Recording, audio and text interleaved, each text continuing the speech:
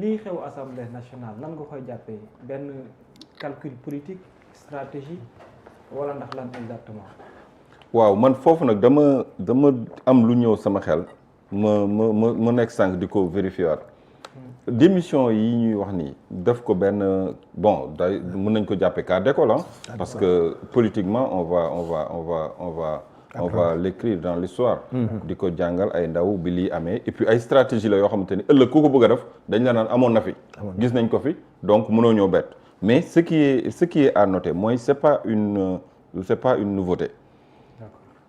li nga xamante ni moom moo am assemblée nationale nekkul loo xamante ni lu bees la ci wàllum démission volontaire keneen ñëw occuper poste bi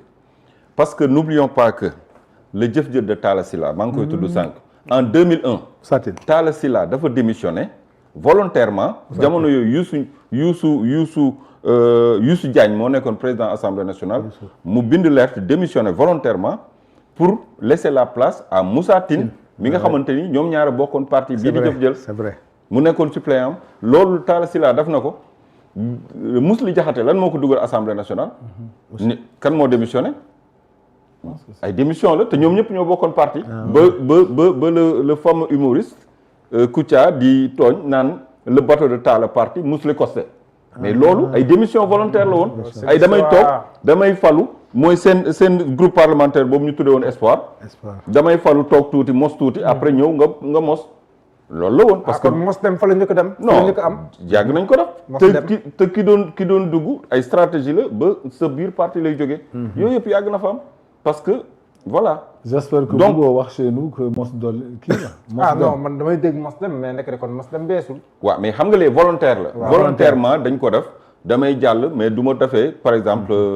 6 mois 8 mois Talla Sylla bi muy démissionné mu nekkoon je pense que 7e vice-président assemblée nationale mu dem Moussa Tine ñëw Moussa Tine bi nekk tey taxaw Dakar donc te ñoom ñëpp jëf jël la ñu nekkoon Talla Sylla Ndiaga Sylla Moussa Tine Mously Diakhaté après parti bi sax fa nga gis après affaire yi commencé tasaaroo ay Benoît Sambou ñoom ñëpp fa lañ nekkoon parti bi tasaaroo bokk gis-gis yi bokkatuñu gis-gis après voilà ku nekk dem sa yoon donc loolu nekkul loo xamante ni c'est une première te politiquement aussi dafa am ay stratégie yoo xamante ni nit ñi dañ koy faral di def li tax ñu ni nit heure booy dugg assemblée wala ci biir liste bi ku nekk da ngay am suppléant ça veut dire que boo indisponible sa suppléant da lay ñëw remplacer bu yàlla dogalee nga génn àdduna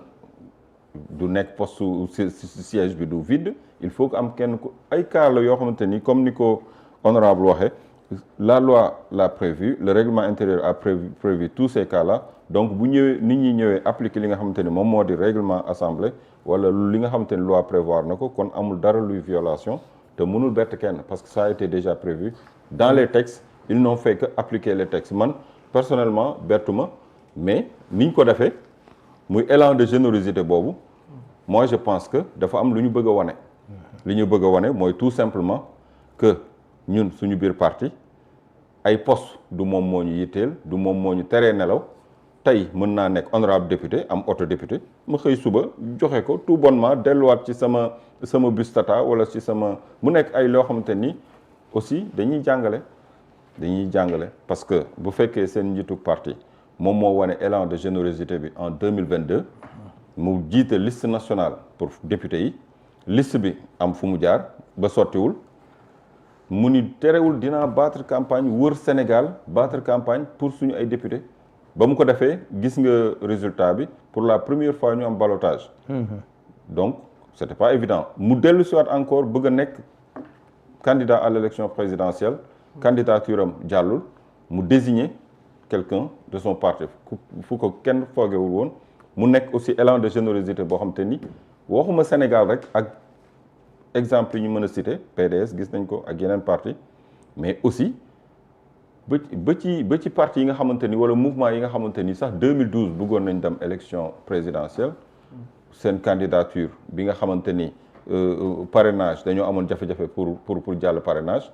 pour ñu ànd ak beneen candidat sax il a fallu que ñu jaar ci ay tractations ay waxtaan di toog di jouer waaw di faire monter les enchères pour nit ñi ñëw waxtaan ak yow et cetera alors que yow mënoo sax jàll parrainage gis nañ ko fi en 2012 waxtaan koo ñëw seeti mun la non may ma tuuti ma waxtaan fekk mu ngi waxtaan ak keneen gis nañ ko fi 2012 gis nañ ko fi aussi 2019 ñu bëri jàll ñu woon parrainage mais moment boobu noonu ay waxtaan la woon ku nekk da ngay bëgg a ñëw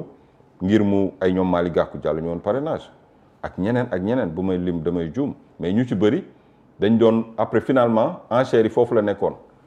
diw kan lay àndal Abdoul Mbaye jàllul ñoom ñëpp ñu dem wutali Idriss Seck te moment boobu noonu Ousmane Sonko nekkoon première fois muy bokk ci élection présidentielle ñu bëri dañ ñu woon élan bi ñuy am en matière de renouveau en matière de rupture kenn rek la ñu war a mën a àndal muy Ousmane Sonko mais moom ba mu toogee di xaar di dunde yaakaar te ñenn ñi neewoon nañ ko sama parrainage bu jàllul yoo lay àndal gis nga dañ koy njuy dem xooli fi nga xamante ni fa la waxtaan bi gën a neexee parce que moom comme bëggul woon def benn concession bëggul woon waxaale ben ñu dem gis ki nga xamante ni il était beaucoup plus flexible mu def dajale coalition triple XL bu doon jamono yi dañ naan Terra coalition la dajale muy Idrissa Seck en 2019 mbooloo moom kenn dootu ko dajaleeti ci Sénégal ci mbooloo mu ni toll voilà te gis nga final waaw ay Abdoul Mbaye ay Khalifa Sall mi nekk maa ngi fàttaliku Mohamed oui Khalifa Sall bi mu génnee prison oui bi mu génnee prison dafa am benn leader la seeti woon moom Khalifa Sall benn leader politique kese la sol dàllam dem seeti ko muy Ousmane Sonko ñu recevoir ko ci VDN bi maa ngi photo bi sax yàlla naa ko gis léegi-léegi ma woon la ko mais tu sais ce qu'il a dit Khalifa Sall dani pourquoi ma ñëw seet si Ousmane Sonko parce que bi ma nekkee prison mooy seul acteur politique bi ma seet si en prison waxtaan ak man ba ñibbi te tuddul politique te ci moment boobu ci même semaine bi Ousmane Sonko ci la ko seeti ci même semaine bi ci la ko Idriss Seck seeti vous comprenez ci la ko Idriss Seck seeti ci même semaine bi en prison ñaar yëpp bi ñu fay dem dañ ko yëgaloon presse bi on était là-bas mais Khalifa Sall bi mu génnee Ousmane Sonko la seeti mu ni lu tax ma seet si ko parce que moom mooy le seul acteur politique bi ma ñëw seet si en prison te waxtaanul ak man lu jëm ci politique ñeneen ñëpp bi ñu ñëwee c'était pour marchander pour expliquer ma pour ma joxe le mot d'ordre ak yu ni mel waaw comprendre nga lii sax c'était chez Sonko mais dinaa génne bii jamono Yewwi Askan Wi la te boobu la ñu commencé ñoom ñaar sax di gisante di waxtaan di demalante ba ni Yewwi Askan Wi juddoo photo bi maa ngi moom gis naa ko samay dossier gis nga loolu rek c'était juste une manière pour dire que moment boobu noonu Khalifa Sall mu ngi nekkoon en prison durant l'élection de 2019 mais terewul nit ñaa ngi koy seet ci biir prison pour soxla ay voix yi nga xamante ni am na ko mu nekk li nga xamante ni marchandage yàgg na ci géew bi mais aussi élan de générosité boobu dafa am peut-être Pastef lu mu bëgg a wan ay ñooñom moo di poste tënkuñu te loolu seen leader je pense que moom moo ko njëkk a def te nee naa leen le cas de El Malick waruñoo bett pourquoi waruñoo bett parce que le leader du parti Pastef moom moo désigné 2024 El Malick pour mu nekk ci liste yi te jamono yooyu dañu woon cumul de fonction kenn du ko nangu biir Pastef El Malick nekk ministre de la République moom moo nekkoon le seul ministre de la République bu ñu boole woon ci liste yi à part moom Ousmane Sonko premier ministre la woon ñoom ñaar rek a nekkoon ci biir gouvernement bi te ñoom ñaar rek a figuré woon ci biir liste yi. effectivement ki désigné El Malick pour mu figurer ci liste yi mu di Ousmane Sonko El Malick jàll ci département bu Linguère dugg assemblée nationale mu xëy di dem di yëgle ne day suspendre mandaam joxe mot d'ordre pour député yi fal El Malick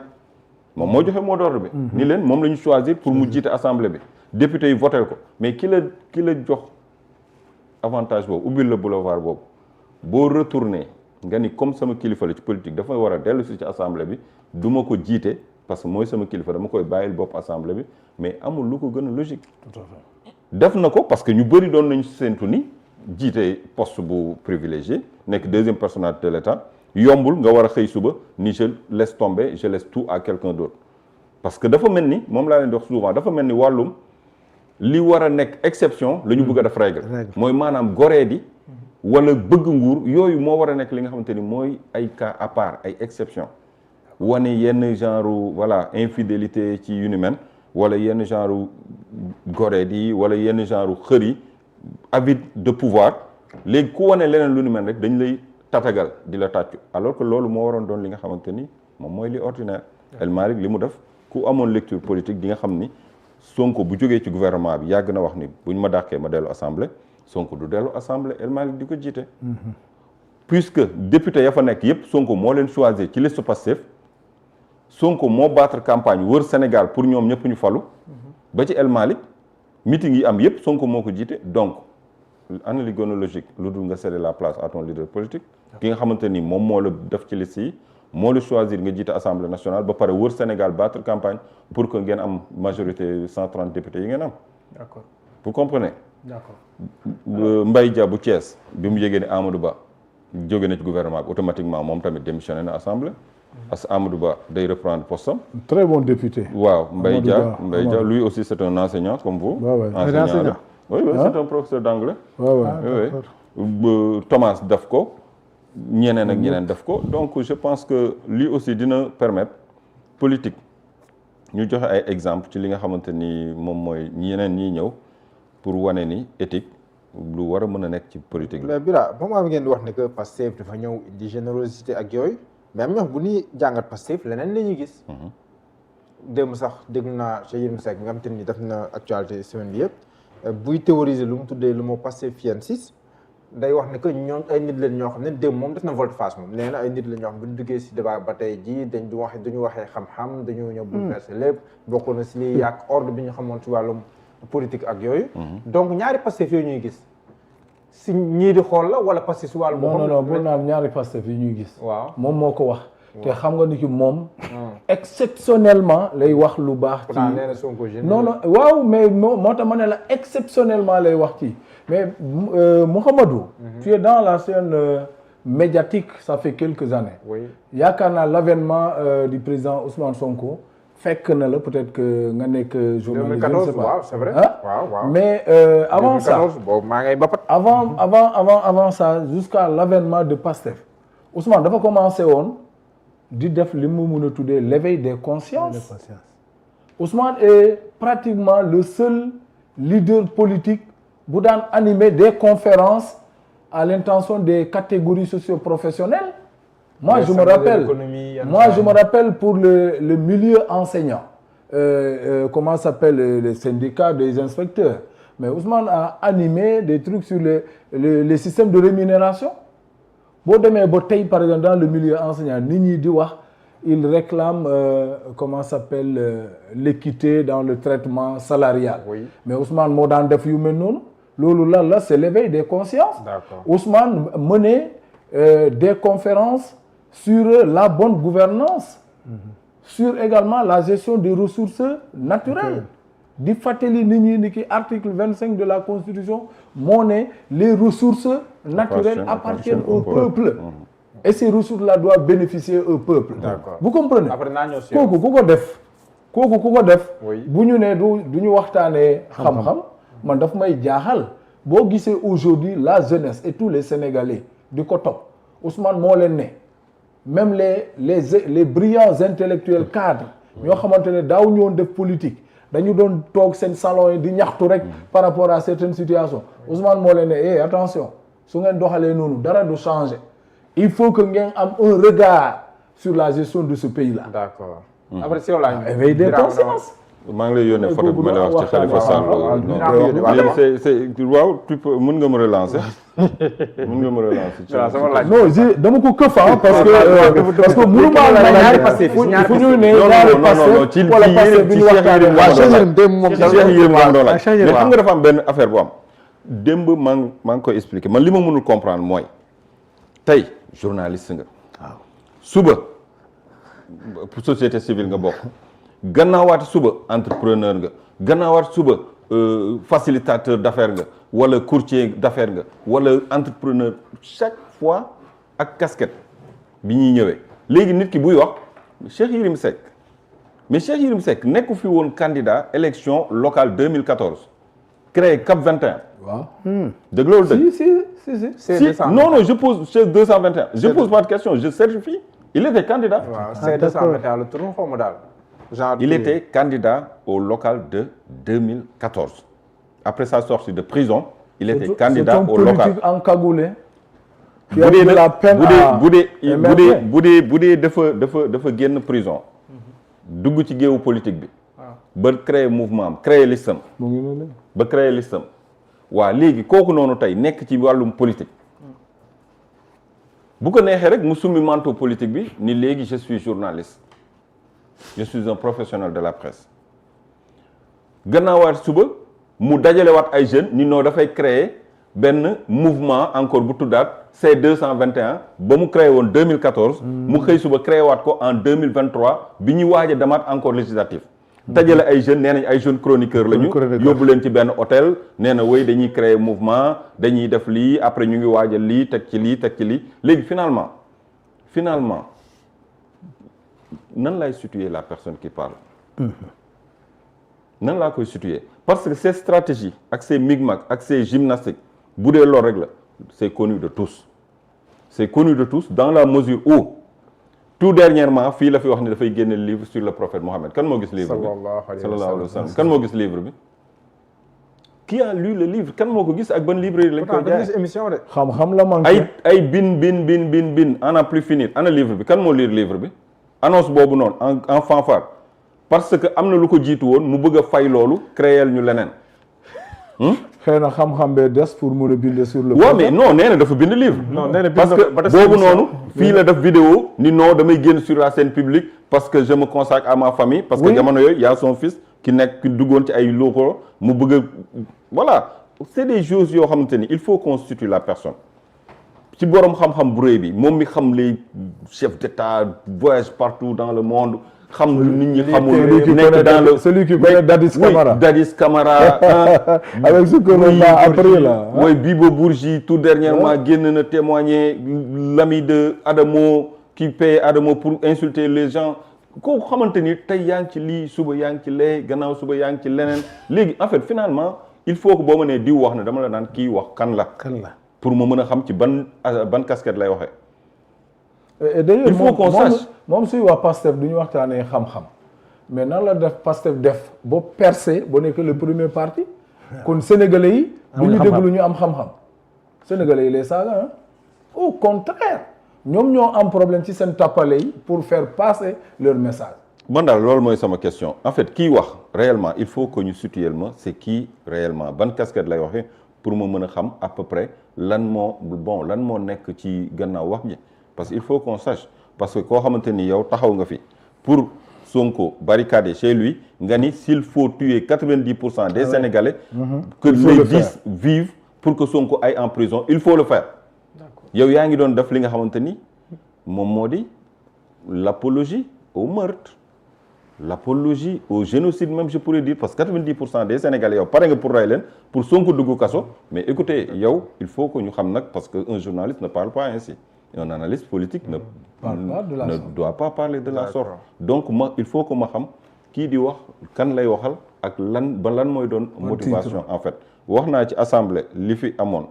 y a eu des antécédents ci wàllum changement de poste ci wàllum démission keneen remplacé dama bëggoon ñëw si photo parce que photo bi man la première remarque que j'ai faite ban photo bi dinañ ko woon léegi mooy photo Khalifa Sall voilà mooy bii moom mooy la première remarque que j'ai faite bi mu ñëwee siège bi nekkoon ci VDN bi pour remercier Ousmane Sonko parce que mooy le seul acteur politique bi ko seet si en prison te waxul ak moom lu jëm ci wàllum politique mais remarque bi Bira te xam naa baaw dina ko remarqué gisoo ki wane ginnaaw nii ma jóob la moo wane ginnaaw Birame Souleye Diop moo toog ne sol Birame Souleye moo toog ne sol koppati bi baaw première remarque bi micro yi néewoon na lool oui jamono yi wax jafe woon na. ça c'est le journaliste qui parle. jamono yi wax jafe. non loolu la ñu ko frappé maanaam jamono ji ñetti micro fa nekk de baax. wala te benn question bi ñu fa posé maa ko fa posé. waaw xoolal maanaam. benn question bi ñu fa posé ñetti micro yi man maa ko fa posé. ci kaw ak benn ci suuf ak ay téléphone portable. benn question bi ñu fa posé mooy benn rajo communautaire bu ñëw teg affaire am. ci téléphone man maa laaj. mais pour dire que aussi parcours foofu nañ lay ñëw xam nga day récupérer question mu posé sànq. mooy lii honorable de wax fii parti bi jaar ak fii leader bi jaar ak si fii maanaam beaucoup de gens bu ñuy xool tey dañuy yaakaar ne tey la sorti alors que waaye daan na recevoir la presse 2 micros la doon gis 3 micros Bira 3 micros moo fi nekkoon bi ci suuf 7TV la woon ñun ñoo fa nekkoon bee bu rouge bi je pense c'était la TFM ou je sais pas si je me trompe beneen bu ci digg bi xam naa benn site la ñun ñoo fa nekkoon nee naa la seule question qui a été posée man maa ko laaj Khalifa Sall ni ko dès l'instant que jox nga ko ñëw nga pour remercier ko ci démarche yi nga xamante ni def na ko en prison sans parler de politique d'une manière désintéressée mu seet la est-ce que yaa ngi prévoir ce retour en politique est-ce que yaa ngi prévoir cheminer ak waa Pastef dans l'avenir mu ni ma non loolu lu ñuy waxtaane waat la parce que boobu mu ngi door a génn en prison boobu vraiment il était presque KO. donc peut-être xalaatul woon mu ngi doon xalaat mais pour noppali ko ba pare door wax waxu politique. te loolu je pense que fii la seen waxtaan commencé jóge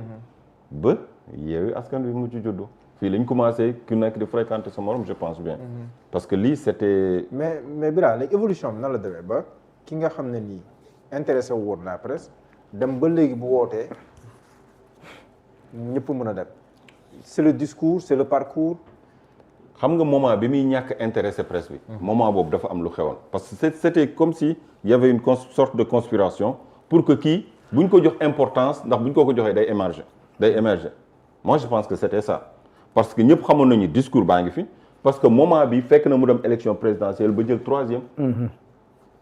ah c'était après la présidentielle. Si après la présidentielle Khalifa Sall il est sorti en prison après la présidentielle 2019. kon bii fekk na mu jël 3e mais ba tey ci dynamique bi moo nekkoon comment faire pour toujours étouffer l'élan de Pastef bañ leen a jox trop d'importance parce que am na benn chaîne de télé bu fi nekkoon dafa daan teg na micro mais musul wane conférence de presse su Pastef toujours da koy brève. te conférence de presse bu ñëw ma nga fa mais du ko mus a jàllale élément du ko diffuser da koy brève le leader du PASTEF a tenu une conférence de presse ou tout à l'heure cet après-midi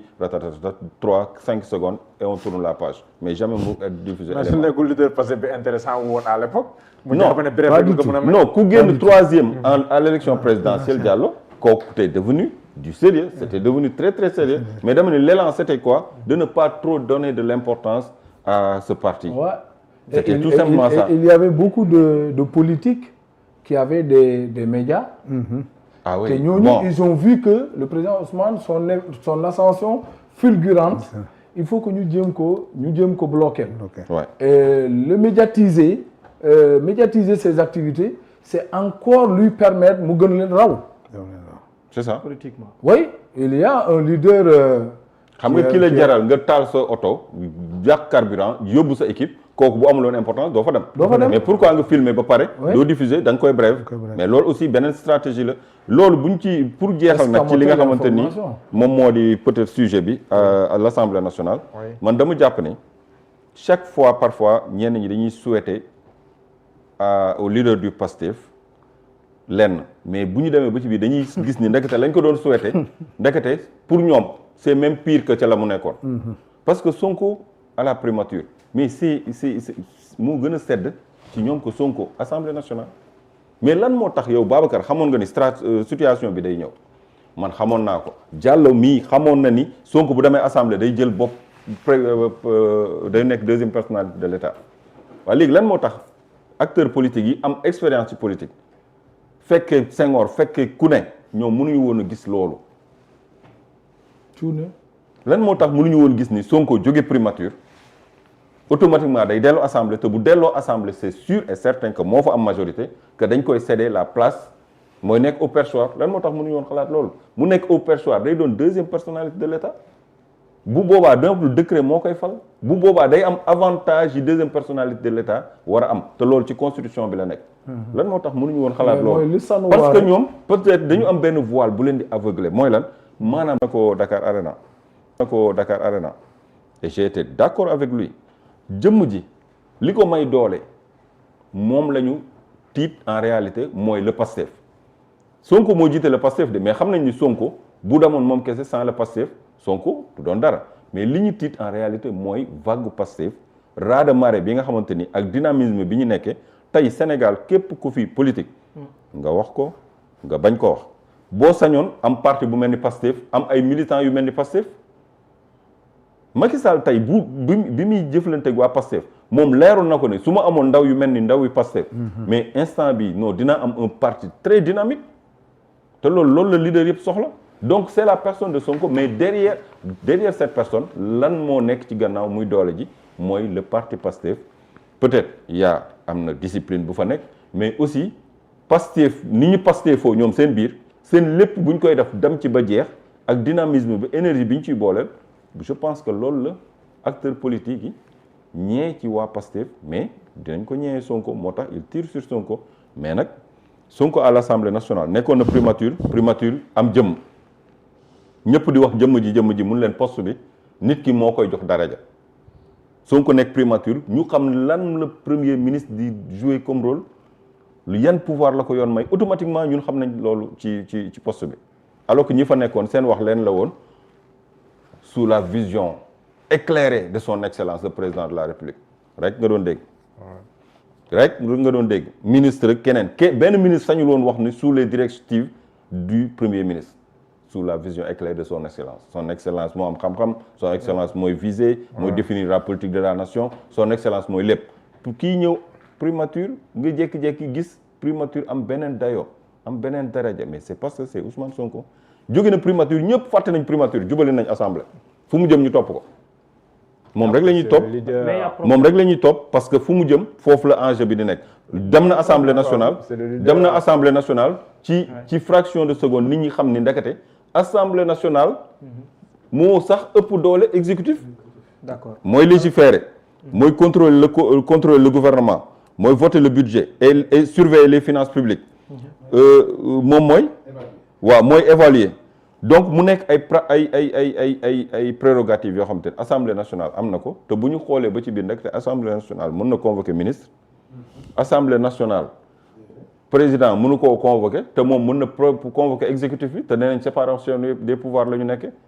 ki la mën a contrôler nag kooku yow yaa ko ëpp doole wala ëppoo ko doole mais lan moo tax avant Ousmane Sonko di ñëw assemblée nationale xamuñu woon ni assemblée am na pouvoir boobu. d'accord loolu sax dinañ si ñëwaat si deuxième ponk Babou. d'accord wala daal nga bëggoon laaj. non c'est bon mais parce que c'est ouvert. non dafa am fu mu bëgg ñu Mbaye Sène maa ngi koy nuyu